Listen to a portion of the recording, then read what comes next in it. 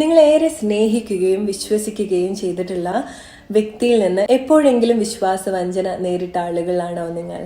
അത് ഒരു തവണയാണെന്നുണ്ടെങ്കിലും ഒന്നിൽ കൂടുതൽ തവണയാണെന്നുണ്ടെങ്കിലും ചില ആളുകളിൽ അതിന്റെ ആഘാതം അവരെ ജീവിതകാലം മുഴുവൻ വേട്ടയാടാൻ സാധ്യതയുള്ളൊരു കാര്യമാണ്.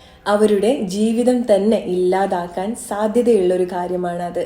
നിങ്ങൾ ഏറെ സ്നേഹിക്കുകയും വിശ്വസിക്കുകയും ചെയ്തിട്ടുള്ള വ്യക്തിയിൽ നിന്നും നിങ്ങൾക്ക് ഇതുപോലത്തെ ഒരു അനുഭവം ഉണ്ടായിട്ടുണ്ടെങ്കിൽ അതിപ്പോഴും നിങ്ങൾക്ക് ക്ഷമിക്കാനോ സഹിക്കാനോ മറക്കാനോ സാധിക്കാത്ത ഒരു മുറിവായിട്ട് കിടക്കുന്നുണ്ടെങ്കിൽ മനസ്സിലാക്കുക, അത് ഇല്ലാതാക്കുന്നത് നിങ്ങളെ തന്നെയാണ്, നിങ്ങളുടെ ജീവിതത്തെ തന്നെയാണ്, നിങ്ങളുടെ ഉള്ളിലെ നന്മയെയാണ് ഇത് ഇല്ലാതാക്കുന്നത്. ഇനിയും അതേ അവസ്ഥയിൽ തന്നെ പോവാതെ അതേ കാര്യം നമ്മളെ വേട്ടയാടാൻ വിടാതെ എങ്ങനെ ഇങ്ങനത്തെ ഒരു സിറ്റുവേഷൻ ഹീൽ ചെയ്ത് ലെറ്റ് ഗോ ചെയ്യാം എന്നുള്ളത് നോക്കിയാലോ. ആദ്യം നിങ്ങൾ ഈ കാര്യത്തെ പറ്റി ചിന്തിക്കുന്ന സമയത്ത് നിങ്ങളുടെ ശരീരത്തിൽ ഉണ്ടാവുന്ന സീരിയസ് മസിൽസ് ഒക്കെ ഒന്ന് റിലീസ് ചെയ്യാം. It is not okay but it's okay. നിങ്ങൾ അത്രയും വിശ്വസിക്കുകയും സ്നേഹിക്കുകയും ചെയ്തിട്ടുള്ള ഒരു വ്യക്തി നിങ്ങളോട് വിശ്വാസവഞ്ചന കാണിച്ചു. ബട്ട് മനസ്സിലാക്കുക, അത് അവരാണ്, അവരുടെ സ്വഭാവമാണ്, അവരുടെ സിറ്റുവേഷനാണ്, അവരറിഞ്ഞോ അറിയാതെയോ ചെയ്തിട്ടുള്ള കാര്യമാണ്. അവിടെ നിങ്ങൾക്ക് വിഷമായി, നിങ്ങൾ ഒരുപാട് മാനസികമായിട്ട് വിഷമിപ്പിച്ചു.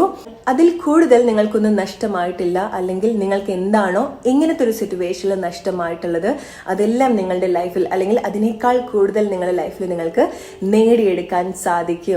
എന്നോ എപ്പോഴോ ആരോ ഒരാള് നിങ്ങളോട് ഇങ്ങനത്തെ ഒരു കാര്യം ചെയ്തെന്ന് കരുതി ഇപ്പോഴും ആ ഒരു കാര്യം വീണ്ടും ആലോചിച്ചും സങ്കടപ്പെട്ടും നിങ്ങൾ സ്വയം നിങ്ങളെ ഹേർട്ട് ചെയ്തുകൊണ്ടിരിക്കുകയാണ് അല്ലെ. ആ ഒരു സിറ്റുവേഷന് നിങ്ങളെ സ്വയം സഹായിക്കാതെ വീണ്ടും വീണ്ടും നിങ്ങൾ നിങ്ങളെ തന്നെ വിഷമിപ്പിച്ചുകൊണ്ടിരിക്കുകയാണ്. സോ വെയിറ്റ് എ മൊമെന്റ്, അതിന് നിങ്ങൾ മസ്റ്റായിട്ട് നിങ്ങളോട് സോറി പറയണം അല്ലെ. കാരണം ഇപ്പൊ നിങ്ങൾക്ക് സിറ്റുവേഷൻസ് മനസ്സിലാക്കാൻ സാധിക്കുന്നുണ്ട്. So let's do this.